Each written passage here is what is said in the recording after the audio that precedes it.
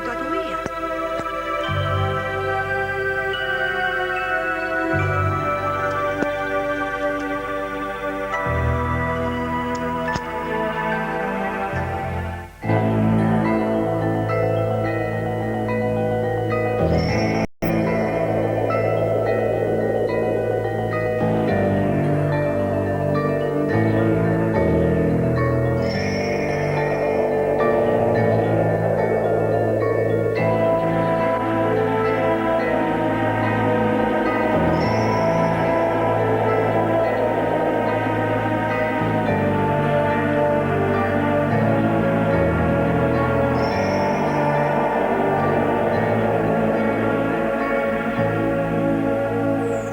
Esta noche tenemos visita.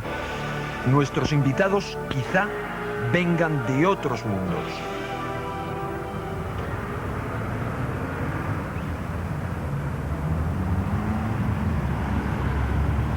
Hay alguien ahí arriba. Responda, por favor. Hay alguien ahí arriba.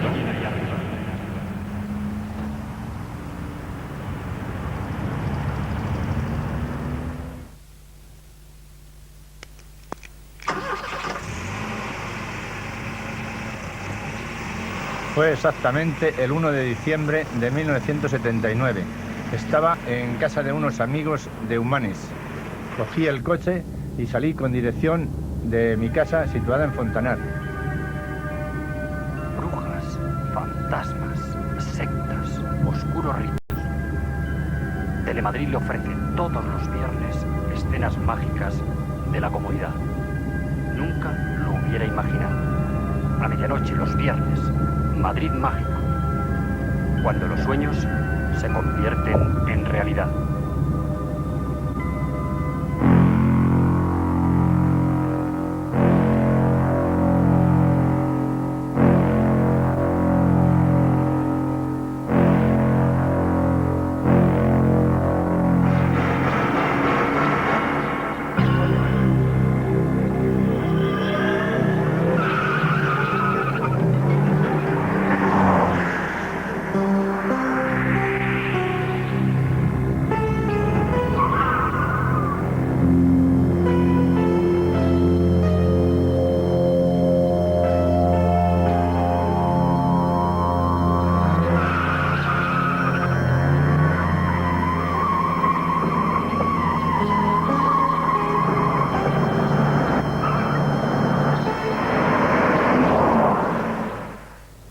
¿Qué ocurrió entonces?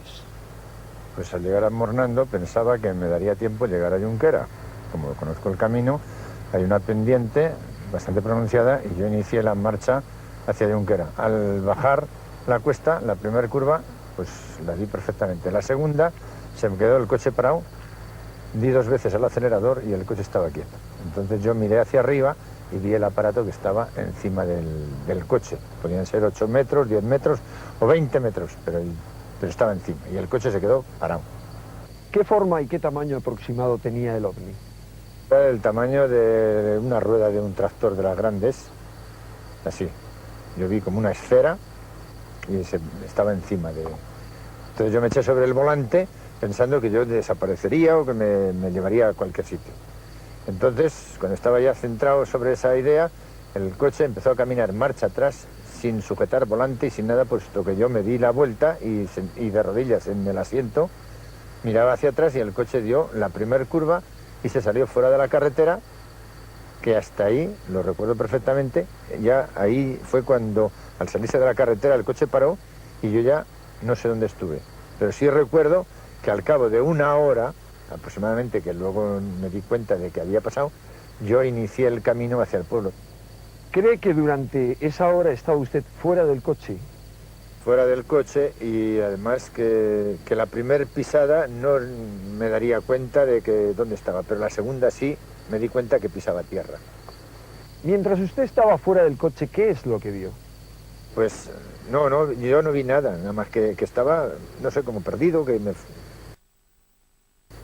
No sabe usted lo que ocurrió durante esa hora. No.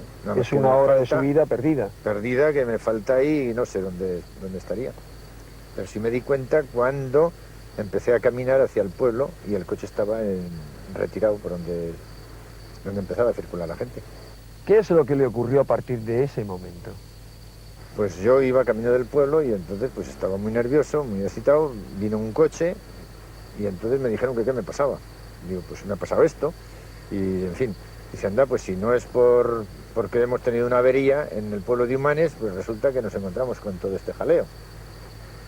Ese coche tenía matrícula de Madrid. Madrid, CMI de Madrid, un 3.000 y pico. ¿Cuántas personas iban dentro de ese coche? Iban dos. Y entonces les dije yo que no me iba que iba al pueblo derecho, puesto que el aparato estaba detrás, enfrente de unas tapias que hay de adobes.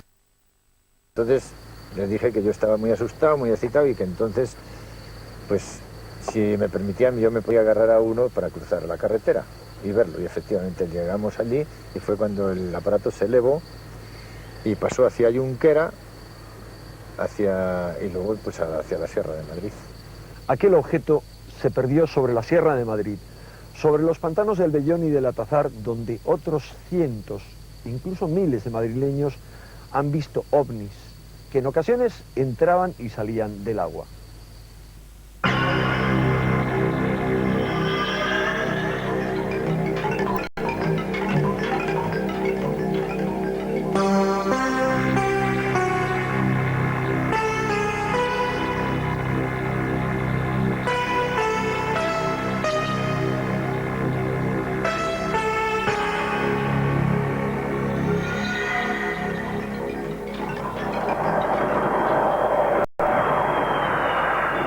El hecho que voy a narrar ocurrió en un día indeterminado de 1 de julio de 1967. Ocurrió precisamente en esta moderna zona comercial que hoy ven ustedes, pero que entonces era pleno campo. Me encontraba con mi esposa precisamente en ese campo cuando, procedente de la zona este de la ciudad, observamos como un brillo, un gran resplandor se dirigía hacia nosotros, que a los pocos momentos pasó sobre nuestra vertical y pudimos observar que tenía una forma circular, no esférica. Era un brillo deslumbrador, pero sin embargo no hería la vista. Aquel brillo se perdió hacia la zona oeste de la ciudad. Procedente de la zona de Torrejón de Ardor, se elevaban una serie de escuadrillas de aviones que yo me atrevería a cifrar de 10 a 15 aparatos que, no cabe duda, se dirigieron en persecución de aquel aparato aparentemente no identificado. La descripción del aparato que vimos podría describirse como un brillo cegador que no hería en absoluto la vista y, un hecho sorprendente, no emitía ningún sonido ni, curiosamente, arrojaba ninguna luz sobre el suelo a su paso. En cuanto a los aparatos de caza que le perseguían, hubo también un hecho sorprendente, y era que a medida que se acercaban a esta zona del barrio del Pilar de la Vaguada, apagaban, a pesar de que ya estaba escaseando la luz, apagaban sus luces de posición y, de una forma totalmente a oscuras, los aparatos le perseguían. Hubo numerosos testigos del avistamiento que estoy narrando. Sirva como ejemplo el de unos niños que se encontraban jugando en un lugar cercano a la zona en que yo me encontraba, que expresaron de una forma muy emocionada que el sol había estado volando por encima de ellos. No cabe duda que ellos lo interpretaron como un sol que volaba. Y esto me hace recordar otros soles que precisamente volaron en nuestra península 50 años antes. No cabe duda también que para mí este avistamiento, a partir de ese momento, ha cambiado mi vida de alguna forma importante y trascendente. Pienso que tal vez yo no pueda explicar la razón ni los motivos de aquel enigmático objeto que voló de una forma mágica sobre esta zona norte de Madrid, y tal vez a otros les sean los que deban interpretar, porque hay una cosa que no cabe duda: este avistamiento jamás ha sido narrado. Da la sensación de que no ha habido interés en que sea conocido por el público. Me pregunto por qué. Tal vez alguna vez sepamos la respuesta.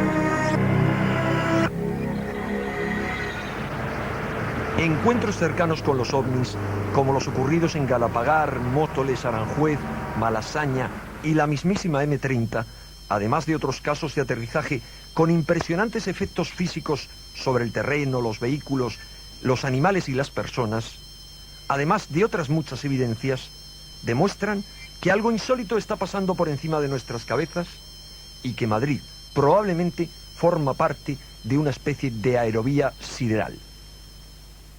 El primer ovni del que se tiene referencia en la Comunidad de Madrid apareció aquí, sobre el cielo de Villaviciosa de Odón, el 16 de mayo de 1851. La mayoría de los habitantes de este pueblo madrileño pudieron observar, en medio de la noche estrellada, un extraño fenómeno luminoso, de color blanco brillante, que tenía una forma similar a esto. El grabado realizado por Serafín María de Soto, conde de Clonard, muestra cómo era el ovni que contemplaron hace un siglo los habitantes de Villaviciosa. Como han podido ver, era una especie de cruz cuya peana se recortaba sobre el fondo de la luna llena.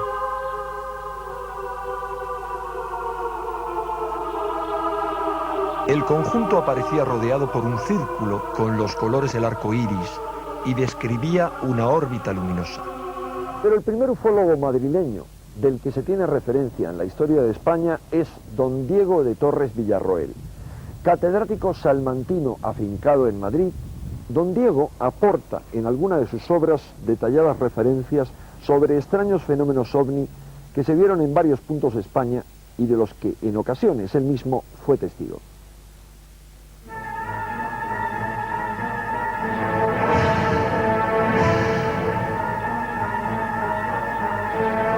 Es, sin embargo, a partir de mediados del siglo XIX cuando surge la gran eclosión del fenómeno ovni dentro de la geografía madrileña. El 10 de febrero de 1896, una violenta explosión de origen desconocido destroza numerosas ventanas de viviendas particulares. A raíz de la misma, y durante 5 horas, los madrileños pudieron contemplar una nube luminosa de la que caían piedras intermitentemente. Los ovnis vistos en el siglo pasado eran generalmente objetos discoidales capaces de efectuar en el aire maniobras temerarias, maniobras imposibles de imitar incluso por las más perfeccionadas aeronaves de la época.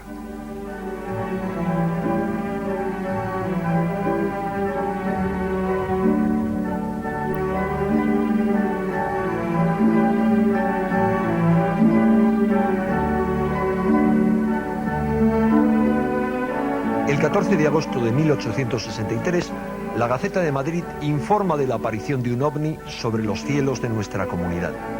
Se trataba de un extraño objeto luminoso que fue visto por numerosos ciudadanos 2 días antes. Su color era rojizo y en la parte superior se notaba un apéndice o corona, que indudablemente debería ser una llamarada. Mantúvose mucho tiempo. Empezó a moverse rápidamente en diferentes direcciones, ya horizontalmente, ya subiendo o bajando. En marzo de 1979, al menos 5 tripulaciones comerciales fueron testigos de las insólitas maniobras que realizaba un extraño objeto de enorme tamaño y forma elipsoidal en las cercanías del aeropuerto de Barajas. En el aire, uno de esos aviones era tripulado por los comandantes Antonio Miralles y José Antonio Silva. En tierra, en el aeropuerto de Barajas, en la torre de control, se encontraba el controlador aéreo Pablo Díez Moreda. ¿Cuál fue su experiencia, señor Díaz? Bien, efectivamente, acababa de ponerme a trabajar después de un pequeño descanso y me transfiere en ese momento a Aproximación, que estaba situada en el antiguo centro de control en Paracuellos, me transfiere el control de la aeronave que venía pilotada por Miralles y Silva. La tripulación estaba formada por José Antonio Silva, en aquella época todavía segundo, y yo. La historia o el relato empieza al abandonar la ayuda de Castejón, que es un punto situado cerca de los pantanos, en una maniobra estándar de aproximación a Madrid. Oímos en la frecuencia que en ese momento llevábamos conectada que una tripulación de Iberia preguntaba al control si tenían control, vaya la redundancia, sobre algo que estaban viendo un poco anómalo a su izquierda.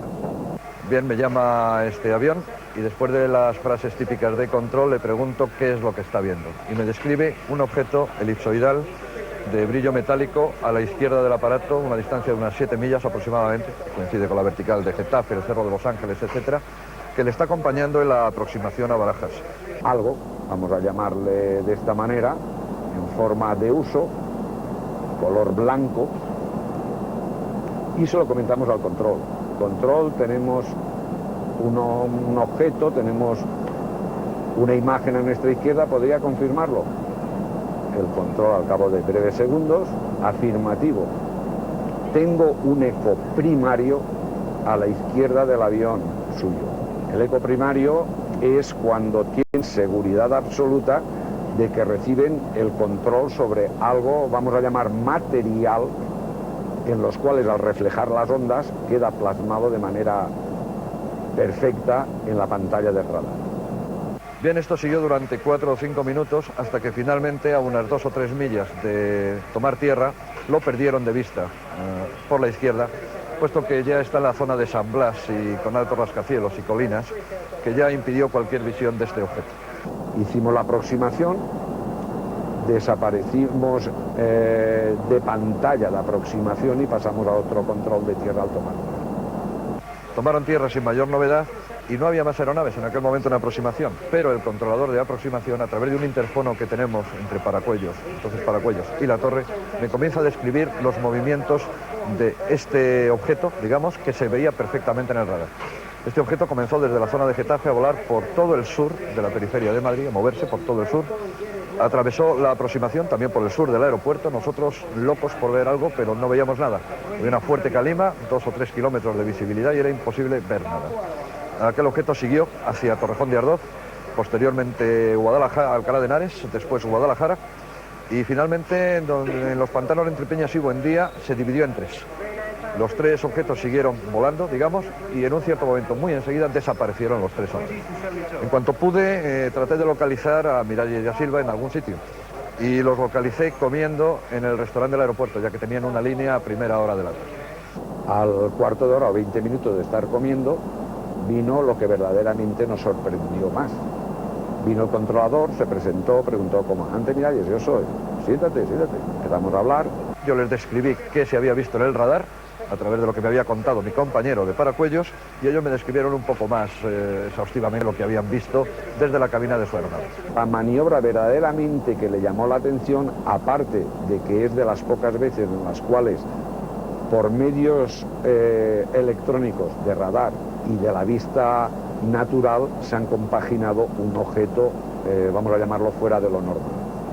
Entonces el controlador nos dijo que el ovni, vamos a llamarle ovni, o la imagen nos había acompañado hasta la toma de tierra. Había desaparecido de pantalla al tomar tierra, y lo sorprendente es que posterior, con un intervalo de relativamente poco tiempo, volvió a aparecer en la pantalla en sentido contrario, con lo cual nos quita de encima que pudiera tratarse de un globo que pudiese ser llevado por el viento, porque no puede ir el viento con 180 grados de diferencia en tan poco espacio de tiempo.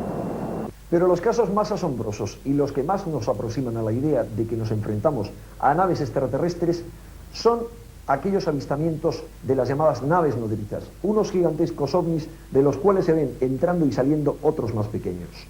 Uno de los episodios más increíbles que reflejan los anales de la ufología fue el vivido una noche de septiembre de 1976 por miles de testigos, entre los cuales se cuentan los tripulantes de más de media docena de aviones civiles y militares que siguieron las evoluciones de un gigantesco ovni que seguía la trayectoria que conduce desde Teherán hasta la península ibérica, pasando por las Islas Canarias.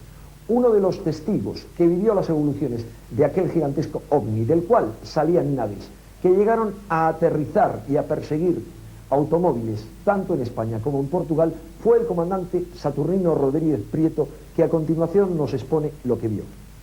Vimos una luz pequeña, que fue muy brillante, que empezó a tomar forma, a hacerse cada vez más grande. Primero, quizá por la distancia y por la noche, una forma fusiforme, con muchas ventanillas. Esto se fue agrandando hasta ver una enorme nave de aproximadamente, calculamos, unos 150 metros de diámetro, enorme, terriblemente enorme. La nitidez de la noche nos permitió verla con toda claridad. Era una noche sin nubes, una noche con luna llena, y observamos, la nave nos pasó con dirección sur a norte, observamos perfectamente con detalle su color, su forma. Era totalmente redonda, con sus bordes de un amarillo muy intenso, ella de un color gris plateado también uniforme. Vimos este objeto durante aproximadamente unos 45 segundos. Ocupaba 3/4 partes del parabrisas de nuestro avión y confirmamos posteriormente con el control de Madrid que veíamos este objeto, y nos dijo: será probablemente un ovni. Le dijimos que pues sí, que lo era, y efectivamente esto lo corroboró un Barik, que dijo: yo también lo veo, es como un edificio de 7 pisos. El Iberia con destino a Miami también lo había visto, y le dijo a Control Madrid: yo también lo veo. Es una experiencia realmente bonita. No sentimos temor, sino una terrible curiosidad por ello, y lo único que me gustaría es que se repitiera, volver a verlo y durante más tiempo. Y esa es mi experiencia. Pese a la calidad y cantidad de los testigos, se decidió cubrir bajo el eufemismo de materia reservada todo lo relacionado con el fenómeno OVNI, de forma similar a lo ocurrido en otros países. En septiembre de 1980, el diputado de la oposición, Enrique Mújica, interrogó al gobierno de la UCD acerca de un ovni que en noviembre de 1979 había obligado a un avión a desviar su ruta frente a la costa de Valencia, llevando 109 pasajeros a bordo. Nadie ha respondido. Nadie ha revelado qué sucedió realmente aquella noche en Manises. En la Plaza de Toros de las Ventas se han visto buenas faenas, pero ovnis. Sin embargo, el 18 de julio de 1979, durante un mitin de Fuerza Nueva, se soltaron desde esta plaza cientos de globos.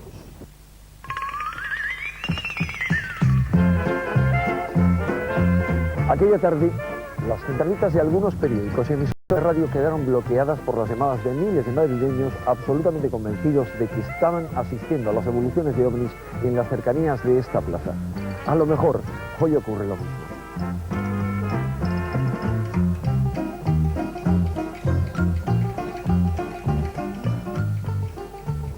Como vemos, muchos se equivocan, pero una mayoría están absolutamente convencidos de que han visto un ovni, lo cual hace que continuamente aumente el número de creyentes en la existencia de los mismos, hasta el punto de que una encuesta realizada el pasado año por una importante empresa de estudios de opinión indica que casi el 60% de los españoles están convencidos de la existencia de los ovnis.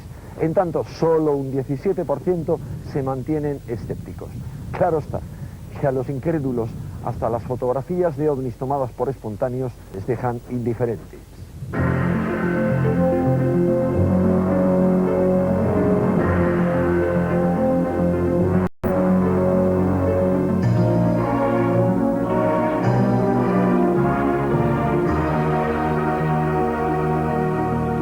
Un ovni en Finlandia, otro en Canadá y un tercero en Estados Unidos emitieron rayos luminosos produciendo quemaduras, infecciones, náuseas y dolores de cabeza a algunas personas, al igual que ocurrió en otros cientos de casos en todo el mundo.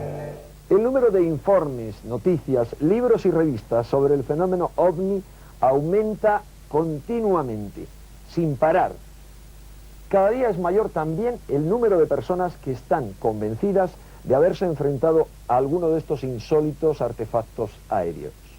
En abril de 1990 tuvo lugar en la localidad madrileña de San José de Valderas la última concentración de personas que esperaban la llegada de uno de estos ovnis. Es un rito multitudinario que se produce de vez en cuando. Un rito que responde a la intuición, alimentada por numerosas evidencias de que la realidad no es como la han pintado. Tenemos la intuición de que existe otra realidad que escapa a nuestra comprensión y que de vez en cuando rompe la monotonía de nuestra vida cotidiana. Por lo cual, no debe extrañarnos que muchas personas hayan hecho de este fenómeno una nueva mística. Una vez más, hay quien sitúa en el cielo sus esperanzas y sus sentimientos más profundos y espera que algo o alguien baje de allí con un nuevo mensaje o con la solución a nuestros problemas.